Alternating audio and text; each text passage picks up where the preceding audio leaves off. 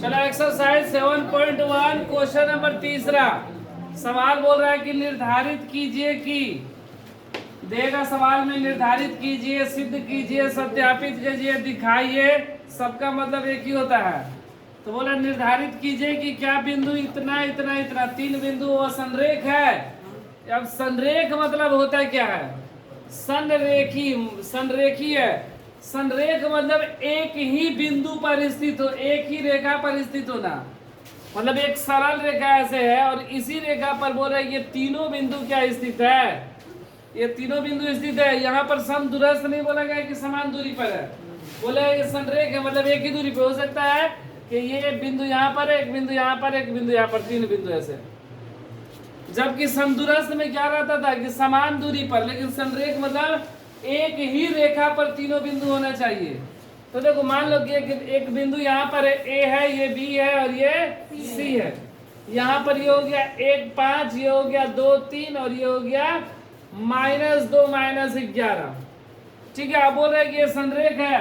तो देखो इस एक्सरसाइज 7.1 के लिए हम लोग बनाएंगे दूरी सूत्र से, और यही सवाल जब 7.3 में जाता है तो वहां पर भी बोलता है कि दिखाइए कि संरेख है।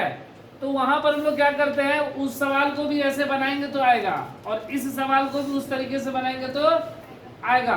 तो वहां पर हमको त्रिभुज का क्षेत्रफल निकालते हैं और त्रिभुज का क्षेत्रफल 0 आता है तो हम बोलते हैं कि संरेख है। और लेकिन यहाँ पर हम लोग त्रिभुज का क्षेत्रफल नहीं निकालेंगे क्योंकि अभी त्रिभुज का क्षेत्रफल हम लोग पढ़े नहीं है। अब देखो यहाँ पर बोल रहा है कि संरेख, इसलिए हम लोग दूरी सूत्र का प्रयोग करेंगे। तो एक बार AB की दूरी याद करेंगे।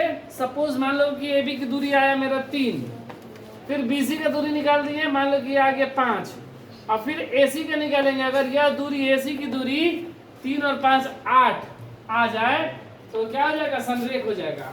तो हम लोग दूरी सूत्र द्वारा देखेंगे कि दो को का जोड़ने पर वह तीसरे के बराबर आना चाहिए, तो वह संरेख होगा। नहीं आएगा तो संरेख नहीं होगा। तो हम लोग सबसे पहले AB की दूरी निकालते हैं। तो AB के लिए x1 y1 x2 y2 1 5 2 3। AB की दूरी रूट का x2 माइनस x1 का square plus y2 minus y1 का स्क्वायर, 2 माइनस 1 का स्क्वायर, 3 माइनस 5 का स्क्वायर, y2 है। 3 में से क्या, 1 का स्क्वायर, 5 में से 3 गया -2 का स्क्वायर, 1 का स्क्वायर 1, 2 का स्क्वायर 4, 4 1 रूट का 5। अब AB की दूरी निकाल लिया। अब हम लोग क्या निकालेंगे, BC की दूरी निकालेंगे। BC के लिए x1 y1 x2 y2। x1 का मान 2 3 -2 -11। BC की दूरी, BC की दूरी रूट का x2 माइनस x1 का स्क्वायर, x2 माइनस x1 का स्क्वायर और y2 माइनस y1 का स्क्वायर। x2 का मान -2 -2 का स्क्वायर, -11 -3 का स्क्वायर, -2 -2 -4, 11 3 14 ना, दोनों माइनस में तो -14 का स्क्वायर, 4 का स्क्वायर 16 और 14 का 196। ये रूट का 6 6 12 का 2 हासिल 1, 9 1 10 11 का 1 हासिल 1 और 1 2 212 212 निकलेगा। कुछ भाग 1 0 6, 2 से 5 4, 2 से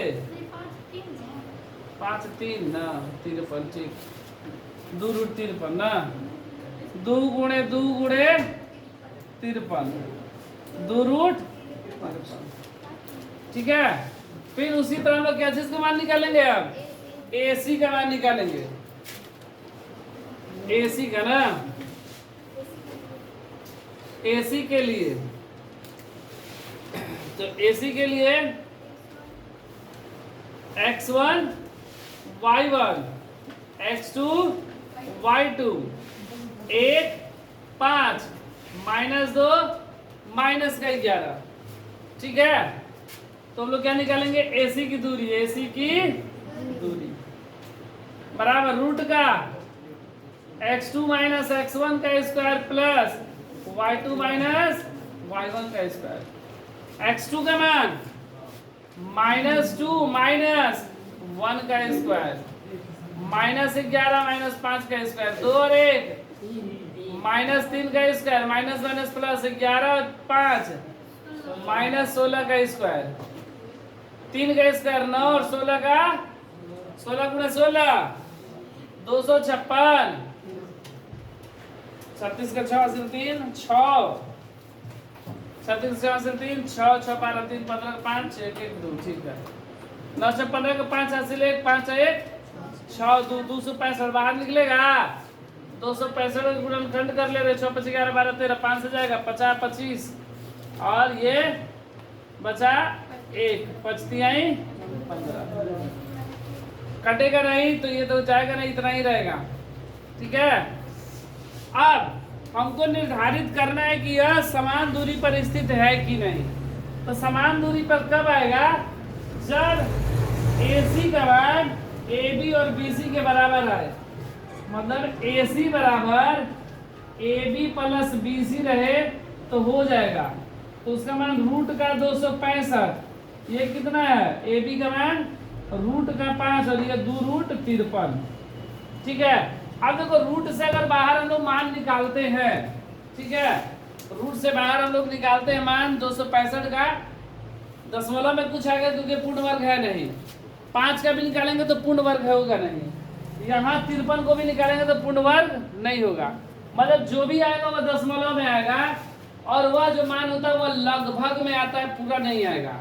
और इन दोनों को जोड़ देंगे और इसके बराबर नहीं आएगा क्योंकि मान क्या है, लगभग में, जबकि मेरा एक्यूरेट चाहिए, इसलिए यह बिंदु संरेख नहीं है, यह दोनों इसके बराबर नहीं है, अतः यह बिंदु